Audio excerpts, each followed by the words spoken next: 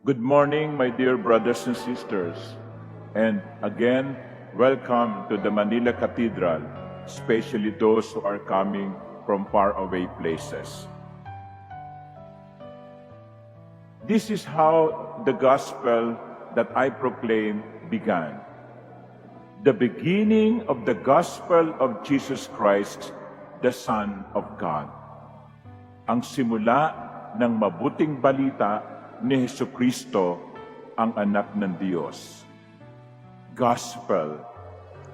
Gospel can mean good news, good tidings.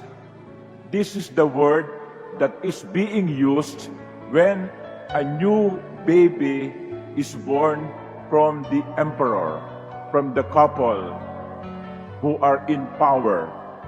It's a big news in the whole realm or kingdom or empire. That is how Saint Mark, the gospel writer, began his good news. The good news of Jesus Christ, the Son of God. However, in this same beginning, we were greeted not by Jesus, but by John the Baptist. It is the first time in this season of Advent that we hear about John the Baptist. Mabuting balita ni Jesucristo, pero bakit si Juan Bautista ang narinig natin? Ang tinig ni Juan Bautista ang ipinahayag. And how was the gospel described, or how did the gospel describe John the Baptist? John was clothed in camel's hair with a leather belt around his waist. He fed on locusts and wild honey. In other words, weird. Weird. Not normal. Not normal in the sense that he is crazy, but not the normal way of dressing, not the normal way of eating, not the normal way of behaving. Yan si Juan Bautista. Weird. Imagine, one day, here at Plaza Roma, one person dressed like John the Baptist will be appearing. O kaya nakasakay kayo sa LRT o bus, bigla na lang may sumakay, nakabihis katulad ni Juan Bautista. Siguro, lalayo kayo o bababa kayo kahit hindi nyo pa istasyon. Iiwasan. Weird.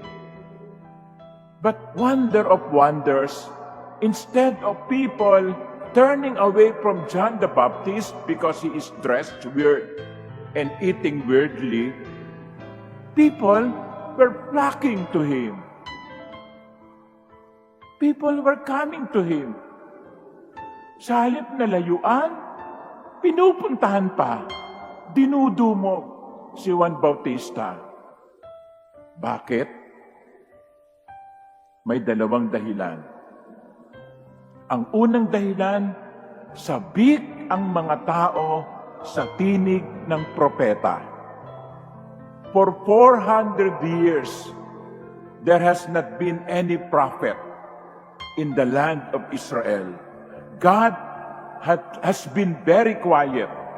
You know, a prophet is someone who speaks on behalf of God. That's why when the prophet speaks, he would begin this way. Thus says the Lord. Ito ang pinasasabi ng Panginoon. For 400 years, there was no prophet. Tahimik ang Diyos. Kaya nung nagsalita si Juan Bautista, nananabik ang mga tao. Pinuntahan nila si Juan Bautista at pinakinggan nila ang tinig ni Juan Bautista. Sapagkat muli ang Diyos ay nagsasalita. That was the first reason why people flocked to John the Baptist. They wanted to hear a prophet's voice because they know it is God's voice. But second reason is this, and more important than the first one. They wanted to hear good news. They wanted to hear good news. Aren't we all? Hindi ba tayo naman gusto nating makarinig ng mabuting balita? Kung halimbawa, yung iba sa inyo, no? Bukas i-announce ni Taylor Swift na merong Eras Tour sa Manila next year, aba, good news yan. O kaya, binalita kanina o kamamya na si Katniel ay nagkabalikan, aba, ay good news yan. O kaya ang doktor ninyo, sasabihin sa inyo, eto na ang result ng test, you are cancer-free. Hindi ba't mabuting balita yan? Sabik tayo makadinig ng mabuting balita. Ganon din ang mga tao sa panahon ni Juan Bautista. Hindi lamang sila nasasabik na makarinig ng boses ng isang propeta, nasasabik din silang makarinig ng mabuting balita.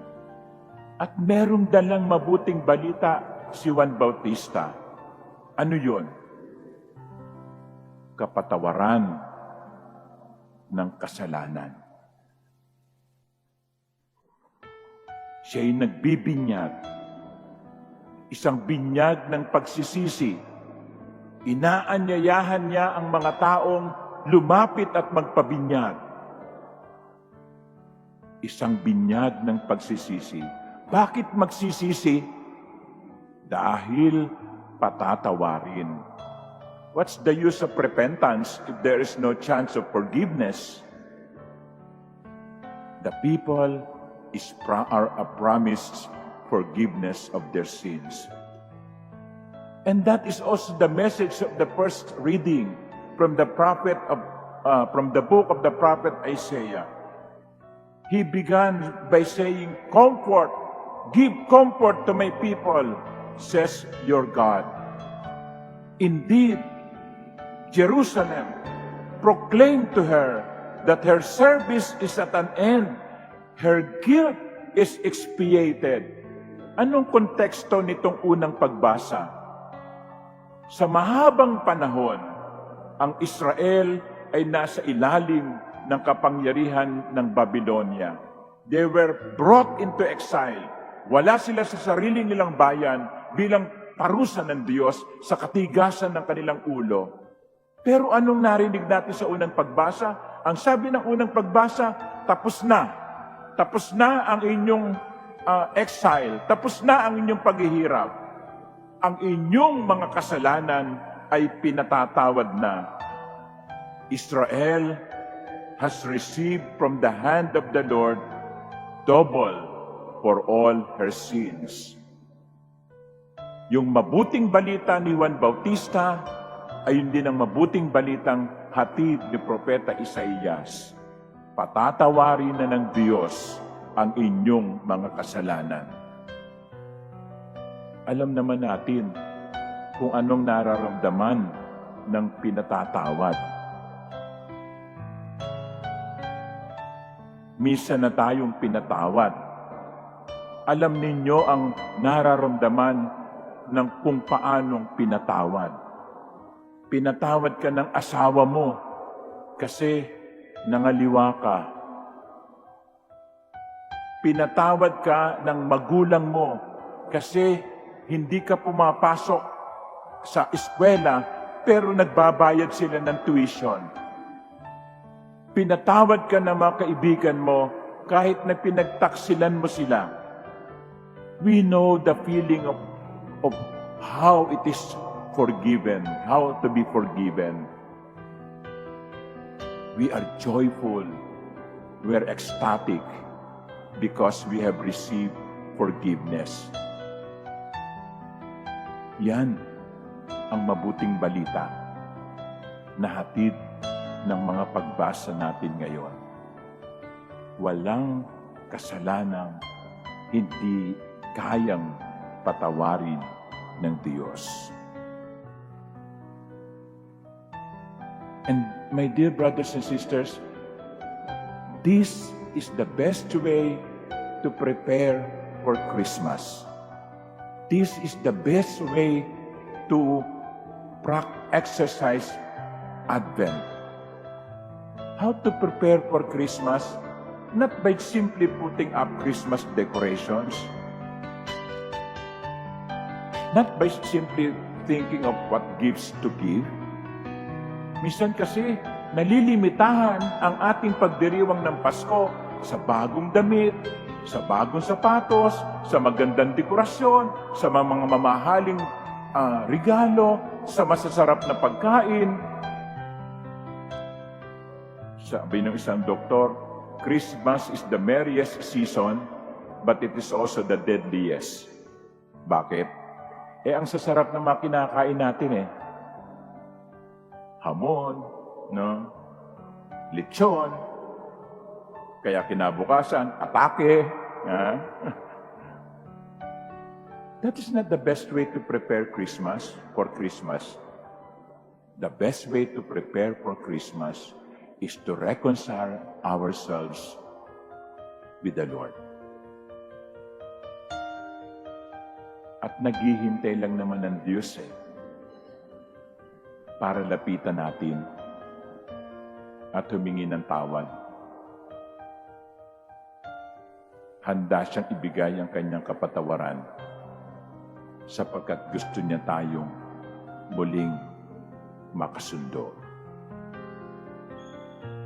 That is the good news. God is waiting for us. And He is ready to forgive us. Kaya, ang mga tao, nilalapitan si Juan Bautista sapagkat dala niya ang tinig ng Diyos at ang mabuting balita ng pakikipagkasunduan. My dear brothers and sisters, during this Advent season, let us take the opportunity to reconcile ourselves with the Lord. Huwag kayong matakot. Huwag kayong mag-alala. Minsan kasi, sinasabi natin, mapapatawad pa ba ako ng Diyos? Ang dami-dami ko nang nagawang kasalanan. Ang bibigat ng mga kasalanan ko, mapapatawad pa ba ako ng Diyos? Ang sagot diyan, oo. Yes, and always. Yes, and always.